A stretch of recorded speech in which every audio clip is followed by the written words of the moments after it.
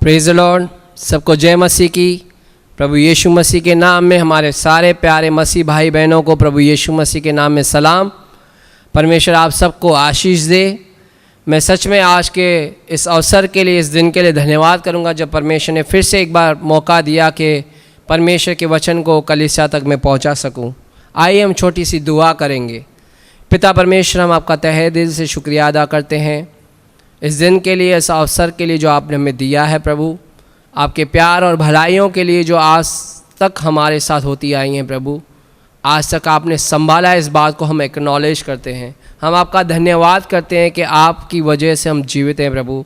धन्यवाद प्रभु परमेश्वर, जो आपने हमें जीवन दिया है, जो आपने हमें उद्धार दिया है, जो आपने हमारे साथ भलाई की है प्रभु। प्रभु, आज आपने हमें इस वक्त तक, इस समय तक बनाए रखा है। आप चाहते हैं कि हम इस पृथ्वी पर रहते हुए आपकी इच्छा को पूरी कर सकें। पिता प्रभु, आज के वचन को ब्लेस करना प्रभु। ये वचन प्रभु परमेश्वर हर एक के जीवन में प्रभु आपके इच्छा को पूरा करे प्रभु। प्रभु, इस वचन के ऊपर हम चलने वाले बने पिता। तो इस वचन को पूरा करके हम आपकी इच्छा को पूरी कर पाएँ, ऐसा अनुग्रह हम सबको दीजिएगा प्रभु। प्रभु, सारा समय आपके हाथों में समर्पित करते हैं प्रभु। सारा मन महिमा आदर आपको देते हैं। प्रार्थना प्रभु यीशु के नाम से मांगते हैं, आमीन आमीन आमीन। सबसे पहला वचन है यूहन्ना 3:16, जो कहता है कि परमेश्वर ने जगत से ऐसा प्रेम रखा कि उसने अपना इकलौता पुत्र यीशु मसीह दे दिया, ताकि जो कोई इस पर विश्वास करे वह नाश न हो परंतु अनंत काल का जीवन पाए।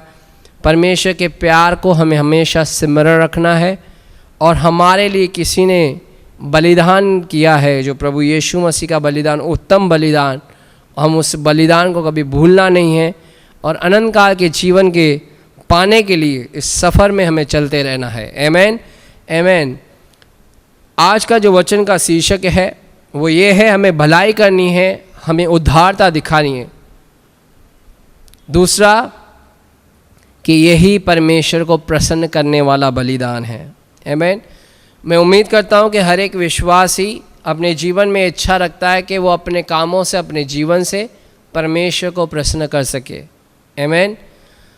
और ये हम अपने भले कामों से या अपने तौर तरीक़ों से नहीं कर सकते, ये परमेश्वर की इच्छा के अनुसार होना चाहिए।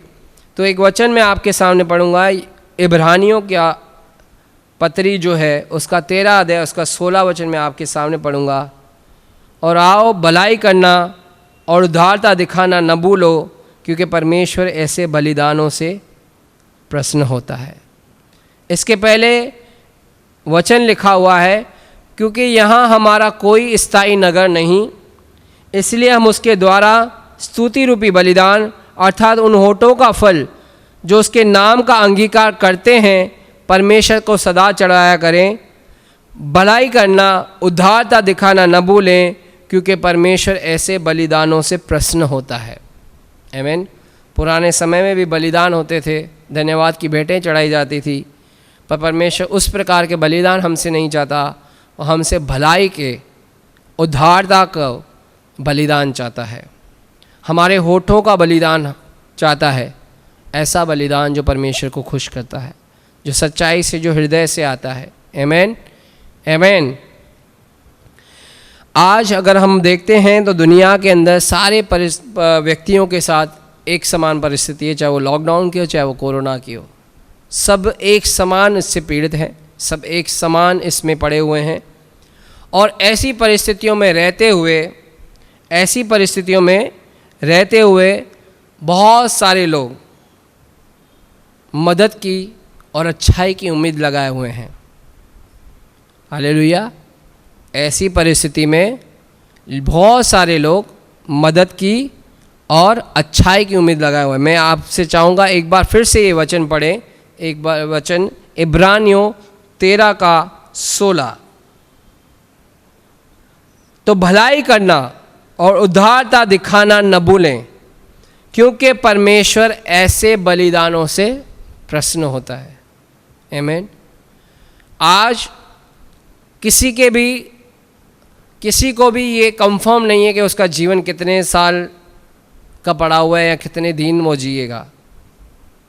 आज हम लोगों ने देखा है अपने आसपास, जब न्यूज़ चैनल चलाते हैं तो आज जवान बच्चे भी इस बीमारी से ग्रस्त होकर अपने जीवन को खो रहे हैं। चाहे वो अमीर है, गरीब है, सेलिब्रिटी है, न्यूज़ एंकर्स हैं, कोई भी इससे अछूता नहीं है। अचानक से without any intimation, without any control, people are losing their lives. और ऐसी परिस्थितियों में परमेश्वर ने हमें इस पृथ्वी पर बनाए रखा है और आज ये वचन भेजा है हमारे लिए कि ये वचन हमारे तक हमारी अच्छाई के लिए नहीं, परंतु हमारे जीवन के द्वारा ऐसा काम करके परमेश्वर को खुश करने वाला ऐसा जीवन हम जिए, इसके विषय में है। आमीन। भलाई करना और उद्धारता दिखाना। एक वचन हम खोलेंगे बाइबल के अंदर जिसका सबसे अच्छा उदाहरण है। प्रभु यीशु मसीह ने अपने जीवन काल में जब उसने सेवा की, कई सारे दृष्टांत उसने लोगों के सामने, कई सारी शिक्षाएं उन्होंने लोगों के सामने रखी। मैं आपको एक बात कहना चाहूँगा कि जब भी आप बाइबल को पढ़ें और ख़ास करके प्रभु यीशु मसीह के जीवन के द्वारा उन शिक्षाओं को, उन दृष्टांतों को जब आप सुने या पढ़ें, तो ये ज़रूर देखना कि वो दृष्टांत किस परिस्थिति में और किस वजह से दिए गए, उन चीज़ पर ज़रूर ध्यान देना। हम खोलेंगे लूका का अध्याय 10 अध्याय, उसका 25 से लेकर 37 तक हमें पढ़ना है। आप में से कई सारे जन जानते हैं इसमें क्या लिखा हुआ है, सच्चे पड़ोसी के बारे में। आमीन, आमीन। लूका 10 अध्याय मैं आपको 25 से लेकर 37 मैं आपके लिए पढ़ना चाहूँगा। इसमें लिखा हुआ है, देखो एक व्यवस्थापक उठा और यह कहकर उसकी परीक्षा करने लगा, हे गुरु, अनंत जीवन का वारिस होने के लिए मैं क्या करूं? प्रश्न सीधा है। एक व्यवस्थापक अनंत जीवन की आशा रखते हुए यीशु के पास आया है और वो उसकी परीक्षा कर रहा है। आमीन। अनंत जीवन पाने के लिए मैं क्या करूं? और कई बार चाहे उसके विरोधी हों, जब ये बाइबल के अंदर चीज़ें दर्ज की गई है, ये हमारे लिए काफ़ी ब्लेसिंग बनी है। शायद ये सवाल नहीं पूछता तो अनंत जीवन के विषय में हम सच्चे पड़ोसी के सही मतलब को आज हम शायद नहीं समझ पाते। भले ही इसने यीशु की परीक्षा करनी चाहिए, इसने एक सवाल यीशु के सामने रखा, अनंत जीवन को पाने के लिए मैं क्या करूं? और मैं उम्मीद करता हूं हर एक विश्वासी जब प्रभु यीशु मसीह को अपना उद्धार करता, स्वीकार करता है, तो हर एक की इच्छा है कि वो अनंत जीवन को पाए। आमीन। उसने उससे कहा, व्यवस्था में क्या लिखा है?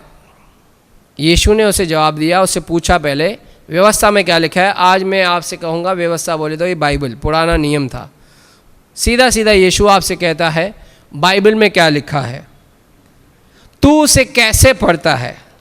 सीधी बात है। मैंने कहा आपसे एक बार फिर से कि जब भी आप बाइबल पढ़ते हैं, कोई भी चीज़ें आपके सामने आती हैं जो आप सीखते हो, मनन करते हो, तो ये ज़रूर आगे पीछे देखना कि जो भी चीज़ यीशु मसीह ने शिक्षा, जो डांट, जो दृष्टांत, जो समझाया, कैसी परिस्थितियों में, कौन से इंसिडेंट पे, क्या पूछने के द्वारा उसने वैसा उत्तर दिया। आमीन। फिर उसने उससे कहा, उसने उत्तर दिया। अब व्यवस्थापक उससे जवाब देता है, तू प्रभु अपने परमेश्वर से अपने सारे मन, अपने सारे प्राण, अपनी सारी शक्ति, अपने सारी बुद्धि के साथ प्रेम रखना और अपने पड़ोसी से अपने समान प्रेम रख। ये बाइबल के अंदर आज्ञा नहीं थी, पुराने नियम में नहीं थी, 10 नियम थे। उसने उसका पूरा सार निकाल के, शायद इसने यीशु मसीह की शिक्षाएं सुनी होंगी, और यीशु मसीह जब चेलों को सब सिखा रहा था, हे इज़राइल सुन, सबसे मुख्य आज्ञा क्या है, उसने शायद सुना होगा, तो उसने वैसा ही उत्तर दिया। अभी यीशु का उसने उत्तर दिया तो यीशु ने उससे कहा, तूने ठीक उत्तर दिया, यही कर तो तू जीवित रहेगा।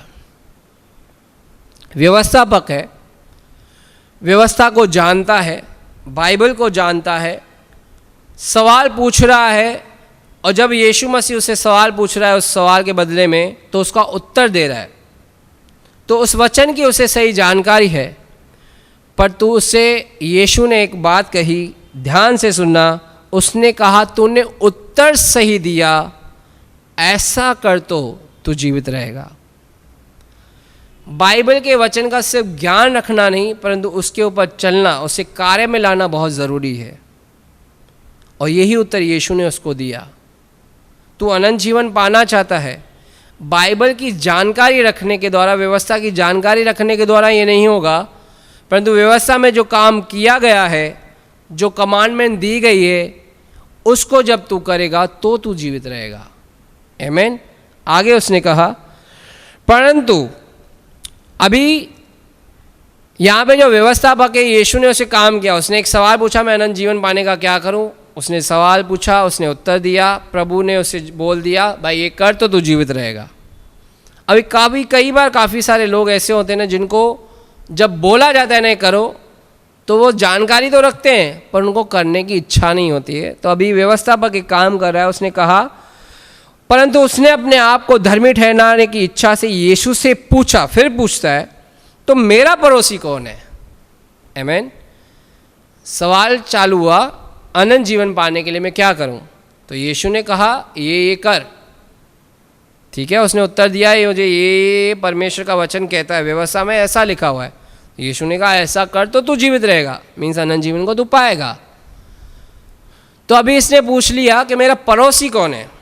परमेश्वर के विषय में नहीं पूछा, इसने ऐसा नहीं पूछा तो मेरा परमेश्वर कौन है, क्योंकि जो तो अपने परमेश्वर से सारे मन और सारे प्राण, सारी बुद्धि, सारी शक्ति से प्रेम कर, और अपने पड़ोसी से अपने समान प्रेम कर। अभी इसे पता है, ये सारे नियम पालता होगा। यहूदी था तो आराधनालय में जाना, दशमांश देना, ये करना, ये बलिदान चढ़ाना, वो सब करता होगा।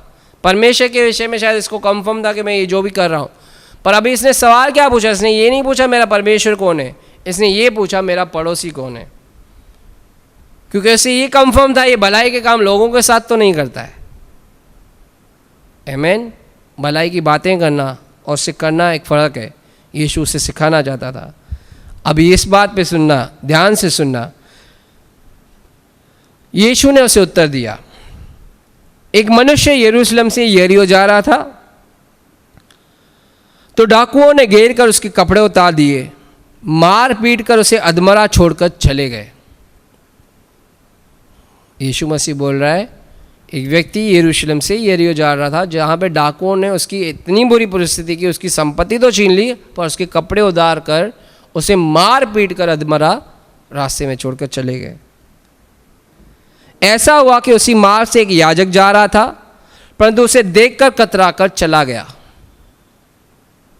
हालेलुया। ध्यान देना, पहला कहता है याजक, जो लोगों के बलिदान परमेश्वर के सामने चढ़ाता, हर एक विधि व्यवस्था को करता और लोगों के पापों के लिए प्रायश्चित वो करता था, वो याजक आता है। उसे अधमरा परिस्थिति में देखकर कतराकर वहां से चला गया। और वहां पे लिखा है, इसी रीति से एक लेवी उस जगह पर आया, वह भी उसे देखकर कतराकर चला गया। लेवी जो परमेश्वर की मंदिर की सेवा में रहते थे, उनके सारे कार्य को करने की जिम्मेदारी उनकी थी।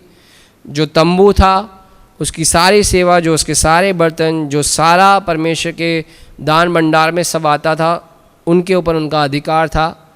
ऐसा व्यक्ति भी जब वहाँ से आया, उसे अधमरा पड़ा देखकर लिखा है उसे कतरा कर चला गया। लिखा है इसी रीति से उसके पास एक सामरी यात्री वहाँ से आ निकला और उसे देखकर तरस खाया। हालेलुया। हमारा जो शीर्षक है वचन का है, भलाई करना, उदारता दिखाना, क्योंकि परमेश्वर को प्रसन्न करने वाला उत्तम बलिदान, परमेश्वर को खुश करने वाला उत्तम बलिदान। लिखा हुआ है, वो यात्री आ निकला उस रास्ते से, उस पर तरस खाया। भलाई करने के लिए, उदारता दिखाने के लिए आपके मन में किसी और के लिए तरस आना, दया आना बहुत ज़रूरी है। उसने उसके पास आकर उसके गांवों पर तेल और दाखरस डालकर पट्टियां बांधी, अपनी सवारी पर चढ़ाकर उसको सराय में ले गया और उसकी सेवा टहल की। दूसरी चीज़ यहाँ पे लिखा हुआ है, पहले तो उसने तरस खाया, फिर लिखा है उससे पास आकर। किसी की आपको मदद करनी है तो उससे आपको पास आना पड़ेगा। अगर कोई बीमार पड़ा है तो उसको आपको विजिटिंग करनी है। कोई निराशा हताशा में पड़ा है तो उसको काउंसलिंग करनी है, आपको जानना है। उससे फ़ोन पे बात कर सकते हैं, वीडियो कॉल कर सकते हैं। पास आकर उसने उसकी परिस्थिति को देखकर लिखा है कि उसने तेल और दाखरस डालकर उससे पट्टियां बांधी। उसने कुछ कार्य किया, उसके जख्मों को धोया, उस पर तेल और दाखरस मला और पट्टियां बांधी, और लिखा है अपनी सवारी पर उसको चढ़ाकर सराय में लेके गया। आपको अपने जीवन से कुछ समय निकालना पड़ेगा, अपनी संपत्ति का कुछ पोर्शन सेक्रीफाइस करना पड़ेगा। वो सवारी पे जा रहा था, उस सवारी से वो उतरा, उस अधमरे को उस सवारी पर, अपनी सवारी पर लाद कर उसे ऐसे सराय के स्थान पे जहाँ पे उसकी देखभाल सही रीति से हो सके, ऐसे स्थान पे उसे पहुँचाया। मैं आपको नहीं कह रहा हूँ कि ऐसी परिस्थिति में आपको किसी का हॉस्पिटल का खर्चा भरना है या उसके घर का खर्चे का जिम्मेदारी उठाना है, ऐसा नहीं, परंतु प्रार्थना के द्वारा, वचन के द्वारा आपको उससे एक कंफर्ट के स्थान पे लेके आना है। और हो सकता है कि कहीं पे आपको आवश्यकता पड़े, अपना समय, अपने पैसों का कुछ सेक्रीफाइस करना पड़े। भलाई और उदारता के विषय में सीख रहे हैं हम लोग, परमेश्वर को उत्तम बलिदान, ऐसा जो परमेश्वर को प्रसन्न करता है, ऐसे विषय में सीख रहे हैं। और ऐसा वचन हम पढ़ रहे हैं जो यहाँ पे परमेश्वर हमें सिखा रहा है। प्रभु यीशु मसीह स्वयं इस बात की शिक्षा दे रहा है। अपनी सराय पर, सवारी पर उठाकर उसे एक सराय में लेके गया, और वहाँ पे लिखा हुआ है कि उसके पास आकर उसके गाँव पर तेल और दाखरस डालकर पट्टियाँ बांधी और अपनी सवारी पर चढ़ाकर सराय में ले गया और उसकी सेवा टहल की। थोड़ा समय उसने दिया उसकी सेवा टहल करने के लिए। दूसरे दिन उसने 2 दिनार निकालकर सराय के मालिक को दिए। जैसे मैंने बताया, पहले समय दिया, अपना एफर्ट्स दिया, फिर उसने अपने पैसे भी दिए जो उसने अर्न किए थे। लिखा है सराय के मालिक को दिए और कहा, इसकी सेवा टहल तू करना, जो कुछ तेरा और लगेगा वह मैं लौटने पर तुझे भर दूंगा। उसने जिम्मेदारी ली उस बात की। उसका उसके साथ कोई संबंध नहीं था, वो उसका अपना नहीं था, और वो यरूशलेम से यरीहो आ रहा था, मीन्स वो यहूदी था, और ये सामरी था जहाँ पे उसकी उन दोनों के बीच में कभी नहीं बनती थी, एक दूसरे का मुंह तक नहीं देते थे, एक दूसरे के साथ बात तक नहीं करते थे। ऐसा व्यक्ति जो यहूदियों के नज़र में अशुद्ध था, उसने उस बात को आड़े आने नहीं दिया, उसने अपनी जिम्मेदारी समझी और उसकी देखभाल की। और यीशु ने आगे उससे पूछा, अब तेरी समझ में जो डाकुओं से गिर गया था, इन तीनों में से उसका पड़ोसी कौन है? सवाल पूछा गया था। लोग पूछते हैं, मैं भलाई किसकी करूं? क्या मुझे सबकी भलाई करनी है? इसी विषय परमेश्वर कहता है कि तू किसी के साथ भलाई कर। तो आप बोलते हो किसके साथ? इसी प्रकार का सवाल है, मैं किससे भलाई करूं? कौन है जिसके साथ मैं भलाई, कौन मेरी भलाई के योग्य है? इसका मतलब ऐसा हुआ, आप परमेश्वर से सवाल बोले कौन मेरे भलाई के योग्य है। आज नज़र घुमाओगे, आपको कहीं ना कहीं पे परमेश्वर बताएगा कि किसकी भलाई करनी है। आमीन। उसने कहा, वही जिसने उस पर दया की। यीशु ने कहा, जा तू भी ऐसा ही कर। आमीन। यहाँ पे दृष्टांत पूरा हुआ, वो शिक्षा पूरी हुई, पर हमें सीखने के लिए बहुत कुछ है। आमीन। क्या बोला? यीशु ने उससे पूछा, तेरी समझ में मुझे ये बता, उन तीनों में से जो रास्ते पर गिरा पड़ा था, उसका पड़ोसी कौन ठहरा? वो उसके इलाके में रहता था, इसकी वजह से पड़ोसी नहीं। वो उसकी जान पहचान का था, इसकी वजह से उसका पड़ोसी नहीं। उसका खून का रिश्ता था, इसलिए उसका पड़ोसी नहीं। या उसका दोस्त था या रिश्तेदार था, उसके लिए उसका पड़ोसी नहीं। परंतु बिना जाने, बिना किसी रिश्ते के अचानक से रास्ते में दिखाया पड़ा, उसकी परिस्थिति बिगड़ी हुई थी, हालात बिगड़े हुए थे, उसने अपनी जिम्मेदारी ली। उसके मन में जब तरस आया, परमेश्वर आज इस समय में जिस भी व्यक्ति, परिवार के लिए, परिजन के लिए आपके मन में तरस डाल रहा है, समझो आपका पड़ोसी है। और शायद आप उससे बेटर पोजीशन में हो कि उसकी देखभाल कर सको। हो सकता है थोड़ा समय, हो सकता है थोड़े पैसे, हो सकता है थोड़ी कोशिश, थोड़ा एफर्ट। आमीन। उसने कहा हाँ। उसने कहा वही जिसने उस पर तरस खाया, जिसने उस पर दया की।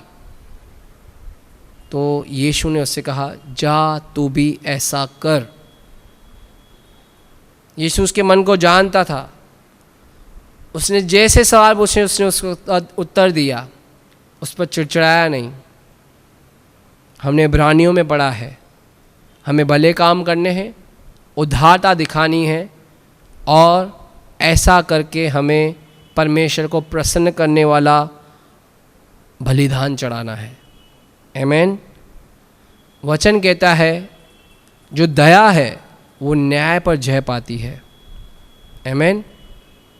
उस वचन को याद रखना जहाँ पे यीशु मसीह ने कहा, जब मैं भूखा था तुमने मुझे खाना खिलाया, जब मैं प्यासा था तुमने मुझे पानी पिलाया, जब मैं बीमार था तुम मुझसे मिलने आए, जब मैं परदेसी था तुमने मुझे घर में ठहराया,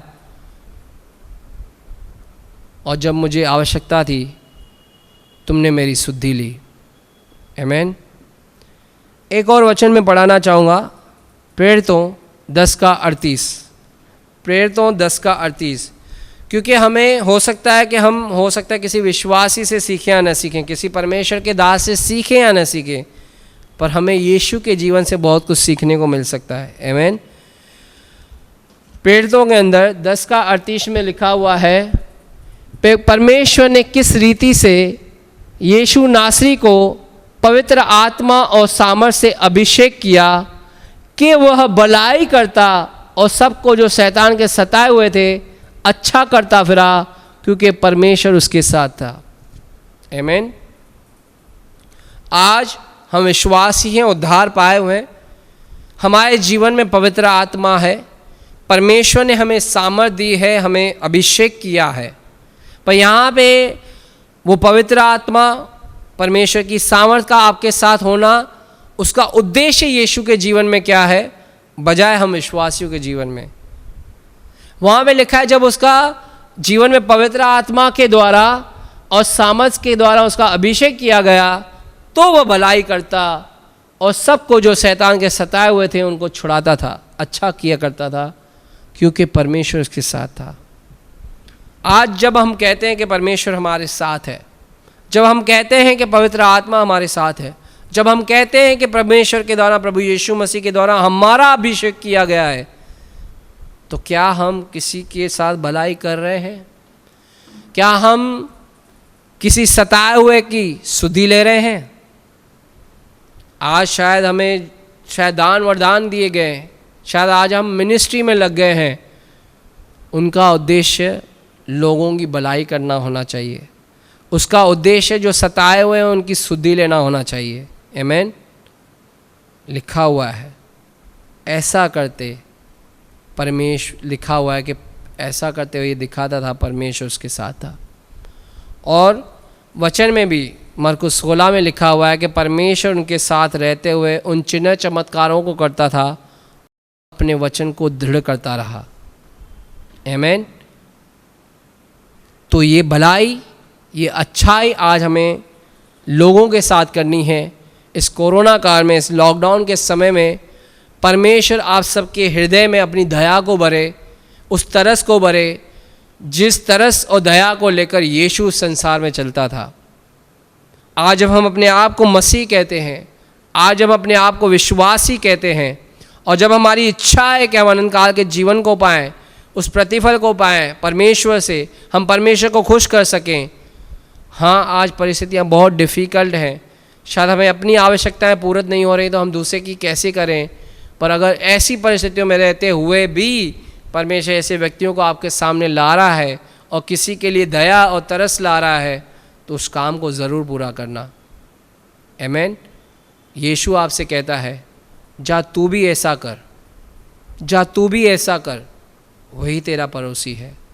अपने अच्छे पड़ोसी होने के चीज़ को प्रमाण दो परमेश्वर के सामने, और अच्छे अच्छे बलिदान चढ़ाकर भलाई के, उद्धारता के परमेश्वर को आप अपने जीवन से खुश करो।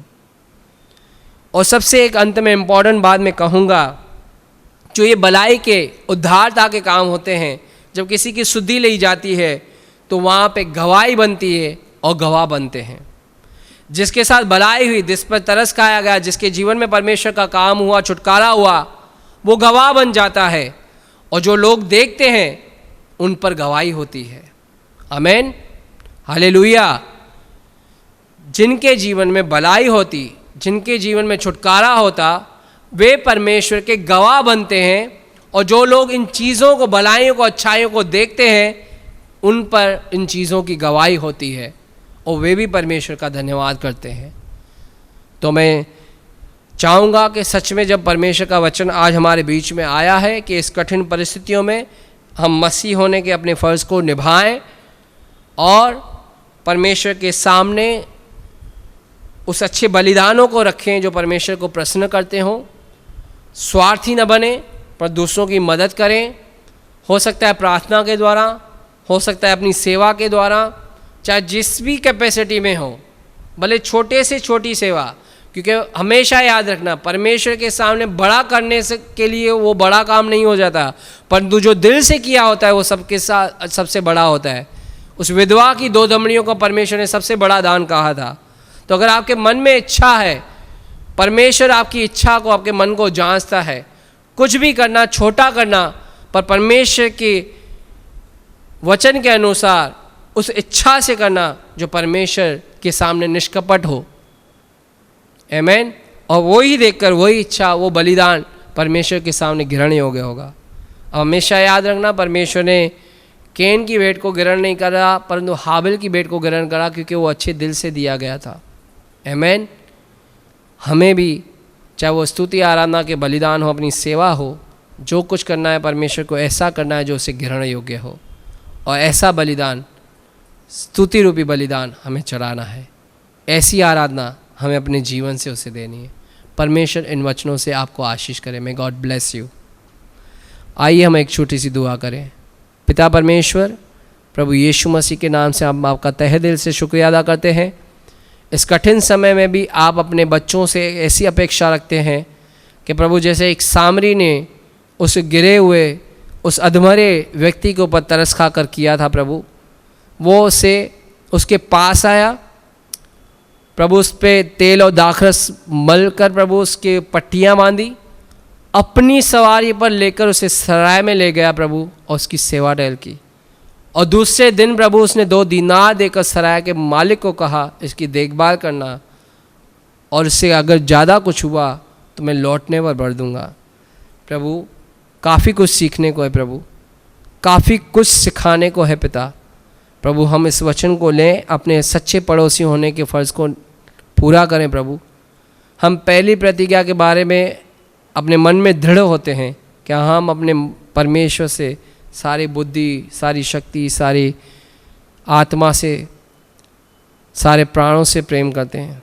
पर कई बार सच्चे पड़ोसी के होने के फ़र्ज़ को हम भूल बैठते हैं प्रभु। हम अपने अपनों से भलाई नहीं करते, हम अपने भाई बहनों के साथ भलाई नहीं करते प्रभु। आज इस मतलब को समझाया, इसके लिए धन्यवाद। और जैसे इब्रानियों में कहा गया है, उन भले कामों को, उद्धारता को करते रहो, और ऐसा करते हुए परमेश्वर को प्रसन्न करने वाला बलिदान चढ़ाओ। हाँ प्रभु, हमें ऐसा मन देना प्रभु, अच्छे मन से हम किसी भी सेवा कार्य को करें, अच्छे मन से प्रभु, और खुशी आनंद से, बिना किसी दबाव, बिना किसी प्रभु लालच के, परंतु अच्छे मन से। हाँ, आपके वचन को पूरा करें। और वचन जैसा कहता है, दया न्याय पर प्रबल होती है। हमारे मन में जैसा आपका मन था, दया से भरा हुआ, तरस से भरा हुआ, जैसे आप पवित्र आत्मा परमेश्वर की सामर्थ के द्वारा भलाई के काम करते थे, और जो पीड़ा में शैतान से सताए हुए थे उनको छुड़ाते थे, और ऐसा करके ये दिखता था कि परमेश्वर आपके साथ है प्रभु, वैसा हमारे जीवन से दिखे कि परमेश्वर हमारे साथ है। और प्रभु, सच में लोगों के जीवन में गवाही हो, और वे गवाह बनकर प्रभु तेरे नाम की महिमा करें। प्रभु, आपने हमारी प्रार्थना को सुना, इसके लिए धन्यवाद। सारा मान महिमा आदर आपको देते हुए प्रार्थना प्रभु यीशु के नाम से मांगते हैं। आमीन, आमीन, आमीन। May God bless you. प्रभु आप सबको आशीष दे।